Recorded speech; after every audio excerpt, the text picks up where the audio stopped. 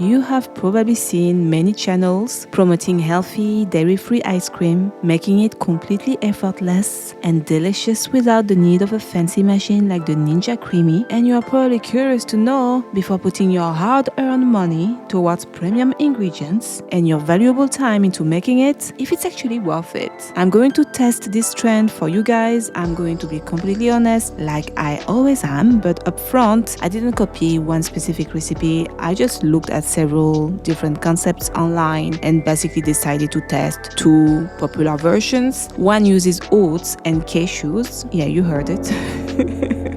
And the other one, cashews and coconut milk. Of course, I customized them a little bit to achieve a sneaker-like taste. For this ice cream, I wanted it to be very rich in iron and vitamin C. I went through 3 iterations, and you'll find out at the end if I actually recommend any of them. Let's go. Iteration 1, oats and cashew, the cold porridge. I was very intrigued, but also a little bit suspicious. That's why I just made a tiny portion for one serving, just in case it ended up being a total disaster, and I'm happy I did that. Basically, I soaked the oats and cashews overnight, and then the next day I mixed them with my sweetener. I went with date powder. I also added vanilla powder, amla powder, and salt. Now, adding amla powder to an ice cream sounds a bit weird, but I wanted to test if it was going to be noticeable, and actually it wasn't. And amla is also very rich in vitamin C. I'm a little bit obsessed with vitamin C right now, okay? Because I'm trying to build a habit of always pairing it with my meals to improve iron absorption. It was a fun challenge. What can I add to an ice cream base that won't overpower the taste but still provides vitamin C? I didn't want to use any red fruits because I really don't like mixing those fruits with chocolate.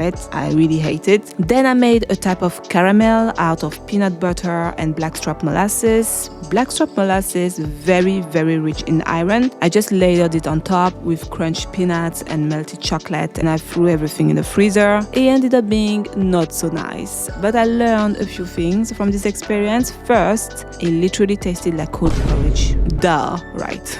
Second, it was super hard, but the texture really wasn't it. It wasn't it. I was very glad I made only one serving. It was very grainy and basically, yeah, a cold porridge. That's it.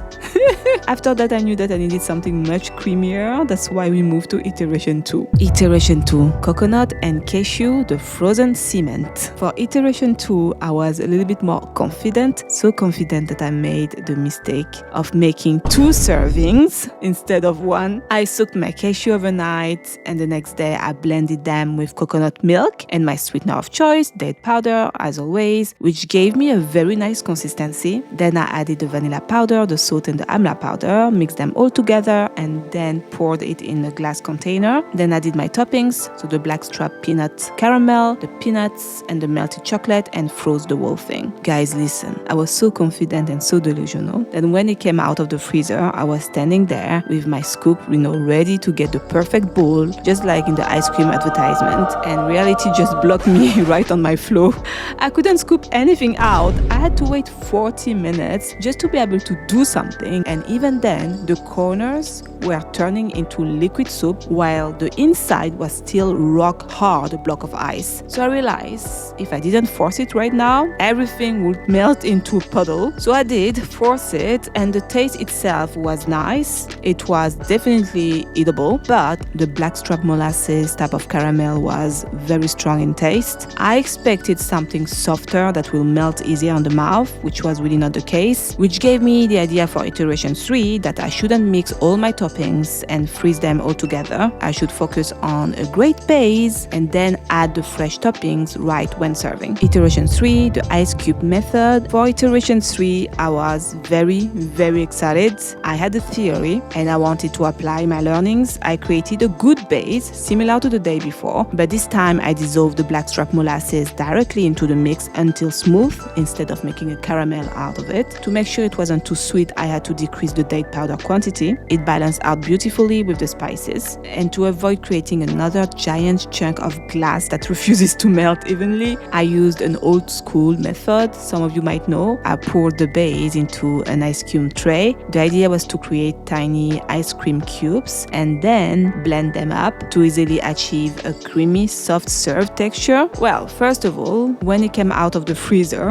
I really had to fight just to get the cubes out of the tray. Once I did, I followed the internet's instructions to add a little bit of milk to help with the blending. Maybe my mixer was too big, but I checked the instructions and they said that the tiny one I used so far was not really designed for ice. Maybe they're wrong, I'm not sure. That's why I went for the big one, to not take the risk to break my mixer for a fake ice cream. I blended it, stopped to scrub the surfaces down several times, and quickly I had to realize, okay, this is not going to work. This is not going to work. When I tried to scoop it out of the mixer, this is what I got. I couldn't make nice round balls at all. And when I tried to transfer it into my glass cup, it was difficult. I think the texture made it difficult. It was liquidy on one side and a little bit grainy on the other.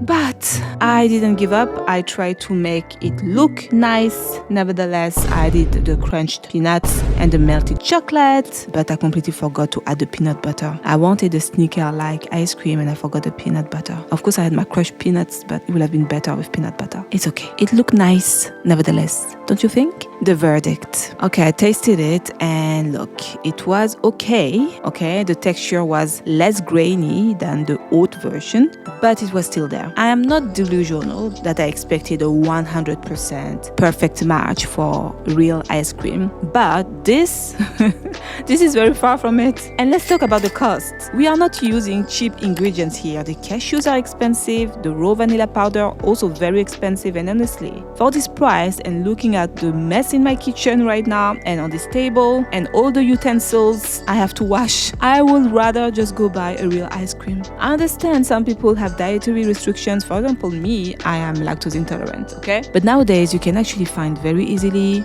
very nice lactose-free ice creams or plant-based ice creams at stores or even in ice cream shops that taste a million times better than whatever I did for 3 days with zero cleanup. Oh my God. So I'm opening up the comment section for your suggestions. How do I make this actually work? Or just share your opinion. Do you think that sometimes not everything needs to be turned into a healthy food?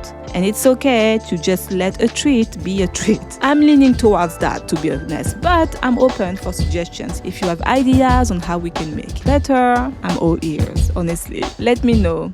As for me, I'm going to tackle the mountain of dishes, okay? Bon appétit to whatever you're eating today. In the meantime, bisous bisous, and I'll see you in the next one. Bye!